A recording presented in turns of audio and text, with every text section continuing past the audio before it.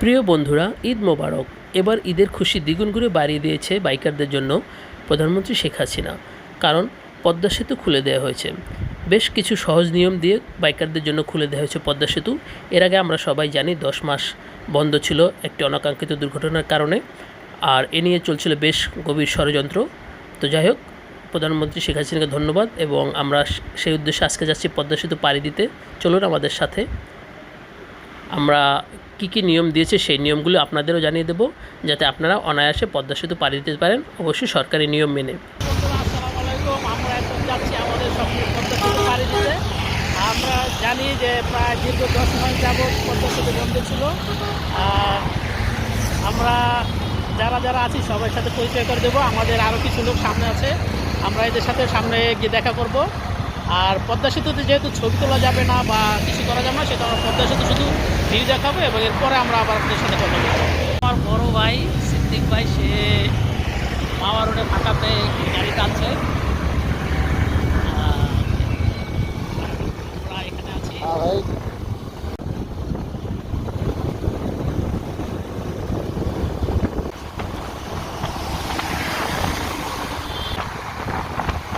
যেহেতু আজকে ঈদের দ্বিতীয় দিন, কিছু গাড়ি দেখা যাচ্ছে, এগুলো অনেকেই বাড়ি যাচ্ছে ঈদের দ্বিতীয় দিনেও, আবার কেউ ঘুরতে যাচ্ছে।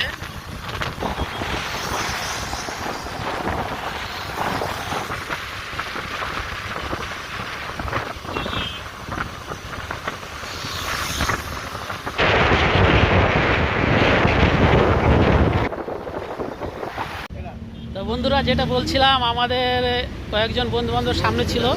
এখানে যে হালিম ভাই আছে, সিদ্দিক ভাই আর নাসির, আর এই যে আমার এক ছোট ভাই নোমানও আছে। এরা আমাদের জন্য ওয়েট করতেছিল। আমরা এখন এই মোটর সাইকেল লেনে ঢুকেছি। হ্যাঁ, এই মোটর সাইকেল লেনে ঢুকছি আমরা। এই লেন থেকে এখন ভিতরে যাব। তো এরা আমাদের জন্য ওয়েট করতেছিল। যাক, আমাদের আর কি, আর ওরা কারা, ওরা ভাই গেছে? আচ্ছা, ওকে ওকে।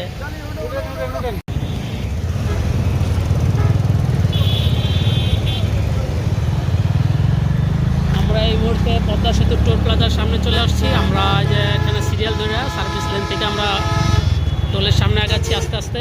এটা হচ্ছে সার্ভিস লেন, আমরা জানি। এখান থেকে আমরা সবাই আস্তে আস্তে সিরিয়াল ধরে যাব, যাতে কোনো বিশৃঙ্খলা না হয়। ওকে বন্ধুরা, আমরা এইমাত্র টোলের টিকিট টোল দিলাম 100 টাকা, মোটরসাইকেল টোল 100 টাকা। আর আপনারা দেখছেন আমরা এই সার্ভিস লেন ধরে যাচ্ছি, একদম বাম পাশে চাপানো যে সার্ভিস লেন। আর এই সার্ভিস লেন থেকে যাওয়াটাই হুকুম, যেতে হবে, নিয়ম, কিছু করার নাই। যাক, আলহামদুলিল্লাহ। তবুও অনেক ভালো লাগছে যে প্রধানমন্ত্রী শেখ হাসিনা অতটুকু এই সুযোগটুকু করে দিছে, এবং এটা ঈদের সময় করে দিছে। এটা সবার জন্যই আসলে প্রশংসা। সবাই তার গুণগান গাচ্ছে এই কারণে। যাই হোক, আমরাও অনেক দিন যাবৎ ওয়েটিংয়ে ছিলাম যে কবে খুলবে। তো এখন যেহেতু খুলে দিয়েছে, আলহামদুলিল্লাহ আমরা এই প্রবেশ করছি, আপনারা দেখতে পাচ্ছেন। তো আসলে এটা আসলে স্বপ্নের সেতু, এতদিন ছিল স্বপ্নের সেতুই, আমাদের কাছে স্বপ্নের সেতুই ছিল। হাজার হাজার লাখ লাখ বাইকারের কাছে এটা স্বপ্নের সেতুই ছিল। আমরা যদি নিজেকে অবহেলিত মনে করতাম যে একটা ব্রিজ করলো আমাদের দেশে, অথচ উঠতে দিচ্ছে না, যে কোনো একটা কারণে, যার কারণে হোক, একজনের জন্য সবার সাফার করতে হয়েছে 10টা মাস। তো প্রধানমন্ত্রী শেখ হাসিনা যে এই ব্যাপারটা আমলে নিয়ে আমাদের জন্য এই উপকারটুকু করেছে, এই জন্য ওনার কাছে আবারও ধন্যবাদ এবং কৃতজ্ঞতা জানাই। তো আমরা যারা আছি এভাবে করেই আমরা চলবো, এবং এভাবে এই নিয়মগুলো আমরা মেনে চলার চেষ্টা করবো। আর নিয়মগুলো হচ্ছে, প্রথমত হচ্ছে সার্ভিস লেন থেকে চলতে হবে, নাম্বার 1। আর নাম্বার 2 হচ্ছে 60 কিলোমিটার বেগে, 60 কিলোর উপরে যাওয়া যাবে না, ঘন্টায় 60 কিলোমিটার বেগে যেতে হবে। এই দুইটা নিয়ম পালন করলে আলহামদুলিল্লাহ আগামীতেও আমরা এই পদ্মা সেতু দিয়ে সবসময় চলাচল করতে পারবো। এই তো বেশ ব্যাপার। আর এখন আমরা মাত্র উঠতেছি, দেখতেছেন, এই হচ্ছে প্রথম ঢাল থেকে আমরা উঠছি। আসলে অন্যরকম একটা ফিলিংস, ভালোই লাগছে, খুব ভালো লাগছে। সিদ্দিক ভাই, কেমন লাগতেছে আপনার কাছে? ভালো লাগতেছে না? আপনি তো অনেকদিন যাবো আশায় ছিলেন যে কবে খুলবে, ইনশাল্লাহ। আমরা আল্লাহ করতেছিলাম যাতে খুলে দেয় আর কি। আসলে এটা আমাদের দেশের গর্ব, আমাদের দেশ। হ্যাঁ, প্রতিজ্ঞার অবসান করছে। হ্যাঁ, আলহামদুলিল্লাহ এই পদ্মা সেতু দিয়ে জীবনে প্রথম আমরা পার হচ্ছি। আল্লাহর কাছে লাখ লাখ শুকরিয়া।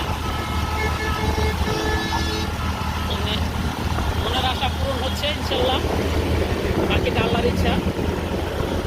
আমরা যদি একটু ক্যামেরাটা জাগাইয়া ভিউটা দেখাইতে পারতাম, আমি ক্যামেরাটা জাগাইয়া সাইড অ্যাঙ্গেল বাম সাইডে কত সুন্দর পদ্মা সেতু।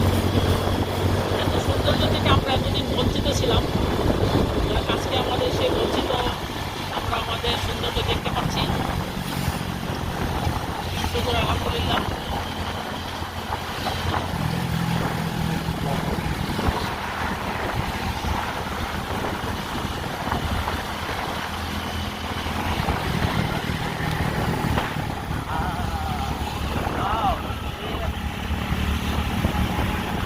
এই নদীর উপর দিয়ে কত ফেরি চালায় গেছি, স্পিড করে গেছি, আর এখন আমরা ব্রিজের উপর দিয়ে যাচ্ছি, নদীর উপর দিয়ে যাচ্ছি।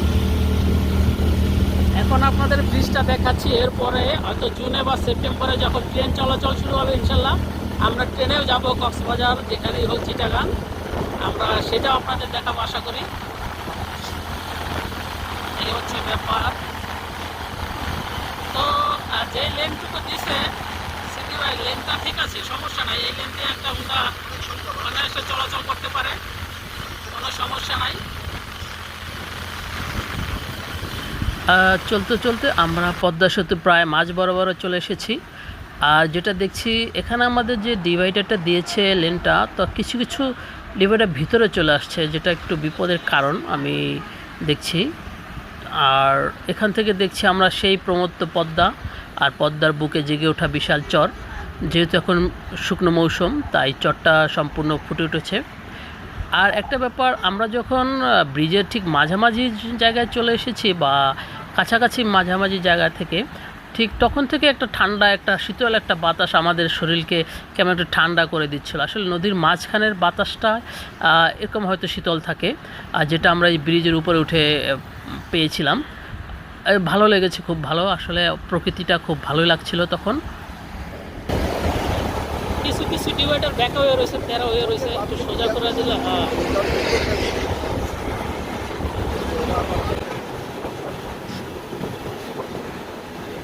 যেহেতু 3 নম্বর শর্ত হচ্ছে পদ্মা সেতুতে কোনো গাড়ি থামা যাবে না, ছবি তোলা যাবে না, আর সে কারণে আমরা থামছি না, আমরা থামতেও চাই না। অবশ্য আপনি বাইক চালাবেন 30-40 কিলোমিটার, যেহেতু 60 কিলোমিটার আপনার ইচ্ছা মতো বাইক চালাবেন 60 কিলোমিটারের নিচে, তাতেই আপনি সব ভিউ দেখে দেখে নিশ্চিন্তে চলে যেতে পারবেন। আর এই স্পিডে গাড়ি চালালে আপনি সম্পূর্ণ সৌন্দর্যটা উপভোগ করতে পারবেন পদ্মা সেতু। তাতে কোনো সমস্যা হওয়ার কথা না, যেমন আমাদের কোনো সমস্যা হচ্ছে না দেখতে। সেটি ভাই, পদ্মা সেতুর ভিউ দেখতে কোনো সমস্যা হচ্ছে? হ্যাঁ,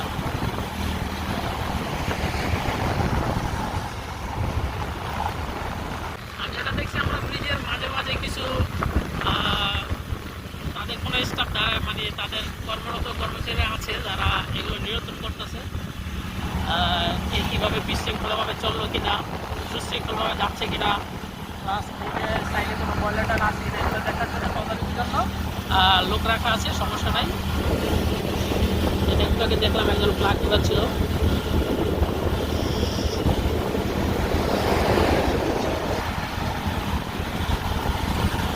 আর আজকে একটু ঠান্ডা পরিবেশ, একটু ঠান্ডা, এমনিতেই ঠান্ডা পরিবেশ, কোনো রোদ নাই, বৃষ্টি নাই, একটা ঠান্ডা একটা আমেজ, অসাধারণ।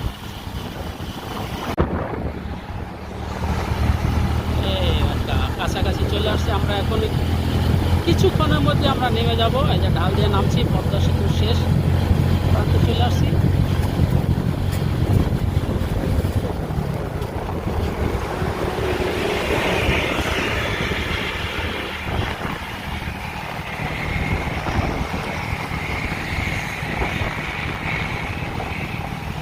আমাদের পিছনে কোনো হুন্ডাই নাই, কারণ কি তারা আস্তে আস্তে আস্তে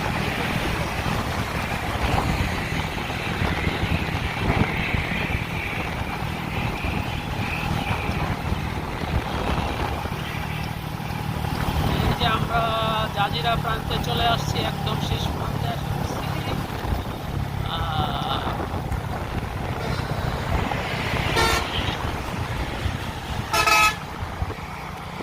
পদ্মা সেতু যেখান থেকে নামিয়ে দেবে আপনাদের, সেইখান থেকে নেমে একদমই ঠিক ডান পাশে একটা গোল চক্কর আছে। এই গোল চক্করটা এদিক দিয়ে ঘুরে এইখানে আসবেন আপনারা। এই যে দেখেন এখানে সবাই আছে। রাস্তা আমরা এই রাস্তা দিয়ে যাব, ঠিক আছে। ভাইয়া কেমন আছো? আলহামদুলিল্লাহ ভাইয়া ভালো। কেমন পদ্মা সেতু পাড়ি দিলা কেমন? Good good. ভালো লাগছে? এখন মনে হয় স্বপ্নের সেতু বাস্তব হয়েছে নাকি? আমাদের 10 মিনিট লাগছে সর্বোচ্চ। আচ্ছা, 10 মিনিট। কত কিলোতে চলছে? আমাদের এখানে গতিসীমা দেয়া আছে 60, বাট আমরা কিন্তু এখানে 45 40 থেকে 45 এর ওভার করতে পারি। কারণ হচ্ছে সিরিয়ালে বাইক আছে, যার কারণে আমরা 45 ওভার স্পিডে চালাইছি। এটাই ভালো। যাই হোক, আমরা পার দিতে পারছি, এটাই হচ্ছে সবচেয়ে বড় ব্যাপার। এইটাই ঠিক আছে, ধন্যবাদ। আর টোটাল ট্যুর অ্যান্ড ট্রাভেল সবাই ইউটিউব চ্যানেলটি ভাইয়ের দেখবেন এবং সাবস্ক্রাইব করবেন এবং পাশে থাকা ক্লিকটি আপনি ওকে ওকে, থ্যাংক ইউ ভাই, থ্যাংক ইউ থ্যাংক ইউ। তো এই হচ্ছে ব্যাপার। আমরা প্রায় দীর্ঘ 10 মাস পরে এই স্বপ্নের পদ্মা সেতু পার হয়ে এপারে আসছি। আর যেহেতু আমরা এপারে আসছি, এখন আমরা এখান থেকে আমরা একটু ঘুরে যাব। ঘুরবো কোথায় যাব আমরা? বরিশালে। বরিশাল বরিশাল কথাগুলো বরিশাল আমরা কই যাবো জানো?